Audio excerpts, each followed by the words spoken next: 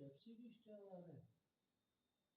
Coca Cola Pepsi उनके तो वहाँ पर सामने रखी हुई होती है उनके शो में चैनल में सजाकर।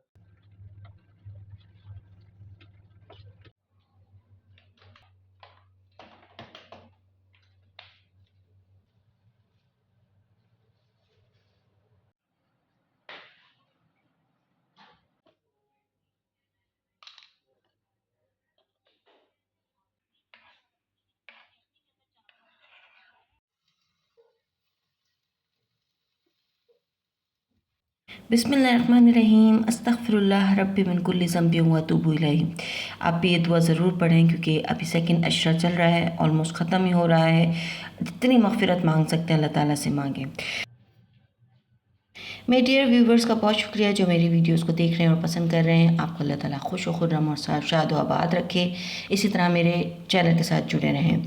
अगर आप लोग चैनल पर नए हैं तो इसे सब्सक्राइब कर लें, शेयर करें, लाइक करें और सब्सक्राइब करके इसका बेल आइकन लाजमी क्लिक करें। तो जनाब, अपने प्यारे प्यारे कमेंट से जब आप मुझे करते हैं तो मेरा दिल बड़ा ही खुश होता है कि मैं जो मेहनत कर रही हूँ कामयाब हो रही है। वैसे भी हम छोटे यूट्यूबर्स को बहुत ही कम देखा जा रहा है। मैं अक्सर मेरे साथ के जितने भी छोटे यूट्यूबर्स हैं उन्हें मैं देख रही हूँ कि उनके व्यूज़ जो हैं वो बहुत कम आ रहे हैं। तो ये फेयर नहीं है। बड़े बड़े यूट्यूबर्स को जिस तरह से आप देखकर इतना अप्रिशिएट करते हैं, इतने अच्छे अच्छे कमेंट्स उनको दे रहे होते हैं और माशाल्लाह उनका चैनल तो ऑलरेडी ग्रो हो ही चुका है। तो हम जैसे छोटे यूट्यूबर्स जो अभी ग्रोइंग इसमें स्टेज पे है और चाह रहे हैं कि हम भी इस फील्ड में आगे बढ़ें, तो हमारा भी साथ दें और आगे की तरफ हमें बढ़ने में हमारी हिम्मत बढ़ाएं और हमें सपोर्ट करें।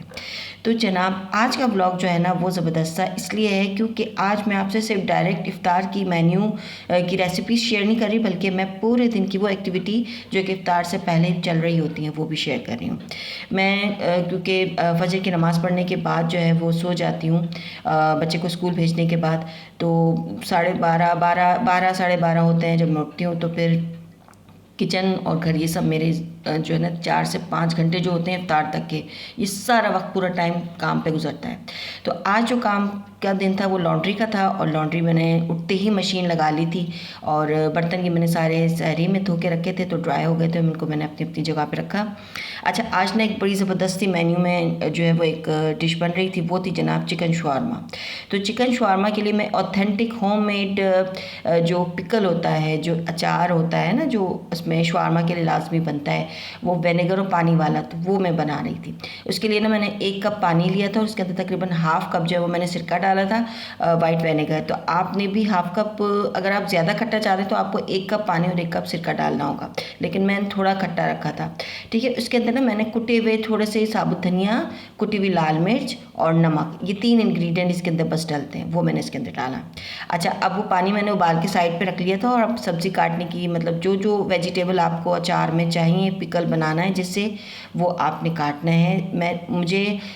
मेरे पास ना कुछ थोड़ी सी शिमला मिर्च वगैरह और कैरेट जो है वो मैंने फ्रीज़ की हुई थी, कटी हुई, और कुछ जो है फ्रेश मैंने कैरेट्स, ये कोकम्बर जो है वो काट लिए थे।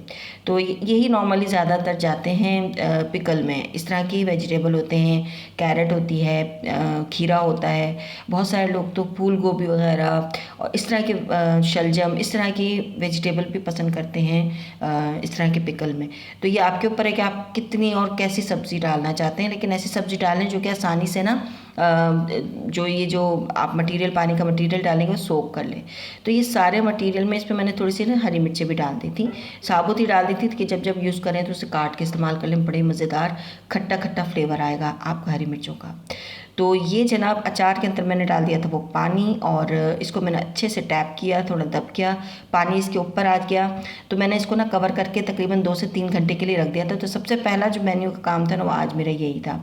मीनवाइल मैंने सारे कपड़े जो धोकर वो फैला रही थी, धो रही थी। और जब कपड़े धुलते हैं ना तो जो बाहर का हिस्सा है, लॉन्ड्री का हिस्सा जो है वो काफ़ी अच्छा खासा मतलब हर दफ़ा ही धुलता है, लेकिन ये कि इसको सफाई करना ज़रूरी होती है। तो अब मशीन वगैरह धो रही थी कि बिल्कुल चमका के रखती हूँ मैं अपनी मशीन, साफ़ सुथरी रख कर, और ऐसे ही रखनी चाहिए। जब आप लॉन्ड्री कर लें तो अपनी मशीन लाजमी धो के सुखा के रखें, क्योंकि फिर इसके अंदर स्मेल बन जाती है और फिर नेक्स्ट टाइम जब कपड़े धोने होते हैं ना तो बहुत ही दिल ख़राब होता है। कभी भी ऐसा मैंने एक आध दफ़ा अपनी एक जानने वाली है, उनके घर इस तरह का एक वाक़या देखा मैंने कि उनकी मशीन जो है वो ऐसे ही ड्रेन वगैरह करके छोड़ देती थी। तो नेक्स्ट टाइम जब उन्होंने इत्तेफाक हुआ कि मैं शायद वहाँ थी तो वो कपड़े ही लगा रही थी, तो उनके मशीन में से कोई बहुत ही गंदी स्मेल आई थी। तो मैं ये बिल्कुल एडवाइस करूँगी कि लाजमी अपनी मशीन को ड्राई करके, धो के, साफ़ सुथरा करके, बल्कि वो जगह जहाँ पर आप मशीन लगाते हैं, लॉन्ड्री करते हैं, वो जगह भी साफ़ सुथरी रखें। और वैसे भी घर का हर हिस्सा ही साफ़ होना चाहिए।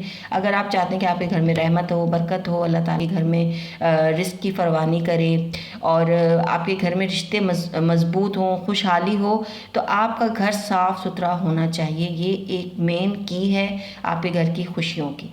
ठीक है, तो कोशिश क्या करें, कुछ ना कुछ करके हल्के फुल्के रोज़ ही कुछ ना कुछ साफ़ करते रहा करें, तो इससे ये कि बर्डन नहीं पड़ता। जैसे मैं सफाई हफ्ते में 2 से 3 दफ़ा डीप क्लीनिंग करती हूँ, लेकिन डेली बेसिस पर जो है वो थोड़ी थोड़ी सफाई चल रही होती है, मतलब छोड़ती नहीं हूँ मैं किसी चीज़ को भी। तो अब मशीन के पीछे अक्सर मिट्टी वगैरह जमा हो जाती है, तो वो लाजमी साफ़ क्या करें, मशीन हटा के वहाँ से क्लीनिंग क्या करें, और ये पूरा हिस्सा जो है ना ये साफ़ सुथरा होना चाहिए जहाँ पे आप अपनी मशीन लगा रही हैं।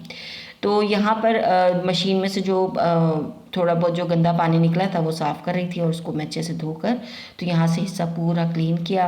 किचन पूरा मैंने वॉश किया था। किचन में डेली वॉश करती हूँ, क्योंकि किचन के अंदर ना जब खाने पीने की कोई थोड़ी बहुत चीज़ें गिरती हैं नीचे, या कुछ ज़ाहिर है चलने फिरने में आना जाना बार बार होता है, तो मैं ज़रूर किचन जो है रोज़ाना साफ़ करती हूँ। अच्छा, ये मैंने ना कुछ ड्राई स्पाइस बनाया था, बड़े मज़ेदार। ये आपको पता है दही बड़ों पे, पकौड़ों के अंदर मसाले में ये बड़ा अच्छा लगता है। इसमें मैंने साबुत ज़ीरा, साबुत धनिया और कुटी हुई लाल मिर्च, इन सब को मैंने ना ड्राई रोस्ट करके इनको पीस लिया था। अच्छा, कीमा मैंने आपको ये चिकन चंक्स हैं जो मैंने आपको याद होगा लास्ट टाइम मैंने बनाए थे जो उसमें वाइट सॉस पास्ता के साथ। तो मैंने हाफ चिकन जो है वो रख लिया था मैरिनेटेड ही, तो उसको मैंने डीफ्रोस्ट करके उसे मैंने अच्छे से फ्राई कर लिया और उसके अंदर वही मैंने चारकोल स्टीम दी, यानी धुआं दिया कोयले का। और यहाँ पे 2 तरह की सॉसेस बनी थी, एक तो बहुत ही ज़बरदस्त सी क्रीमी योगर्ट और मायनीस के साथ, और दूसरी लाल जो कुटी हुई लाल मिर्च होती है उसकी सॉस। अच्छा, ये सॉसेस जो है ना मैं पहले भी चिकन शवारमा की रेसिपी शेयर कर चुकी हूँ, तो मैं आपको उसका लिंक सेंड कर दूँगी। उसमें मैंने तफसील से इन दोनों सॉसेस की रेसिपी शेयर की हुई है, तो आप ज़रूर वहाँ से देख कर भी बनाइएगा। समझें कि ये दोनों सॉसेस जो है ना आपके शवारमा की जान है। अगर आप वाकई मार्केट वाला या रेस्टोरेंट स्टाइल शवारमा खाना चाहते हैं ना, तो ये दोनों सॉसेज आपने ज़रूर बनानी है। और ये देखिए माशाल्लाह मेरा जो पिकल है वो भी कितना प्यारा सा सॉफ्ट हो गया था बिल्कुल। तो सॉफ्ट होने का मतलब यही है कि आपका पिकल जो है रेडी। सॉफ्ट पता है कैसे, सिर्फ वो हाथ लगाने से थोड़ा सा जेली जगली टाइप लगता है, लेकिन ये अंदर से क्रंची होता है, मतलब ये जो वेजिटेबल है वो बिल्कुल नरम नहीं पड़ती हैं। अच्छा, सारे इस तरह से ना मैंने शवारमा बना के शुरू कर दिए थे बनाने, और बेटा आ गया था मेरा, कहने लगा मम्मा मैं सेकता चाहता हूँ, तो वो फ्राइंग पैन में ना रख के थोड़ा थोड़ा सेका भी इसको, ताकि जो ऊपर से कलर आ जाए जो टॉर्टिला है। तो टॉर्टला आपके पास है, टॉर्टला नहीं है तो आप ऐसा कर सकते हैं, चपाती ले आएँ। चपाती भी बड़ी आसानी से मिल जाती हैं, तो चपाती का भी बड़ा ही ज़बरदस्त लगता है शवारमा। अच्छा, इसके अंदर एक मेन इंग्रेडिएंट जो कि बाहर रेस्टोरेंट स्टाइल शवारमास मिलते हैं जिससे मोटा होता है शवारमा, जो ऐसे लगता है ना हाथ में पकड़ो तो इतना हैवी है, वो पता है उसमें क्या होता है? उसमें ये तकरीबन थोड़े से 4-5 चंक्स जो है वो चिकन के होते हैं और ढेर सारे फ्रेंच फ्राइज़ होते हैं। तो मैंने तो फ्रेंच फ्राइज़ नहीं डाले, क्योंकि फ्रेंच फ्राइज़ अभी बनाए थे और मैं इतनी ज़्यादा कभी नहीं बनाती हूँ, बहुत कम रेयरली फ्रेंच फ्राइज़ बनाती हूँ, क्योंकि फ्रेंच फ्राइज़ बनाना कोई इतना ख़ास कोई अच्छी चीज़ नहीं है। तो आज मैंने फ्रेंच फ्राइज़ नहीं बनाए, बिल्कुल भी इसके अंदर नहीं डाले। आप डाल सकते हैं, बच्चों को अगर पसंद है आपके फ्रेंच फ्राइज़ तो आप डालें, कोशिश करें थोड़े ही डालें। और आप देखें ना इसमें कितना हेल्दी लुक आ रहा है, इसके अंदर वेजिटेबल है, चिकन खाली है और एक टॉर्टिला है बस। तो इसमें ये जो सॉसेज हैं ये दोनों भी इतनी कोई ख़ास अनहेल्दी नहीं, बल्कि बहुत अच्छी और हेल्दी और डाइजेस्टिव सॉसेज हैं। तो ये जनाब टॉर्टलास बनते जा रहे थे धड़ाधड़, और क्योंकि इफ्तार का टाइम हो गया था, साथ साथ मैंने सारी इफ्तार भी तैयार कर ली थी। तो ये इफ्तार जो है हमारी रेडी हो गई थी, और ये देखिए कितने कोई माशाल्लाह से ऊपर से सेके तो गोल्डन कलर आ गया और बहुत ही खूबसूरत से रेडी हो गए थे। तो ये जनाब आज का इफ्तार टेबल रेडी हो गया 2020-25 के रमज़ान करीम का। मुझे उम्मीद है आपको मेरी आज की ब्लॉग पसंद आए होगी, कमेंट करके ज़रूर बताइएगा और अपना ख्याल रखें मेरे चैनल का।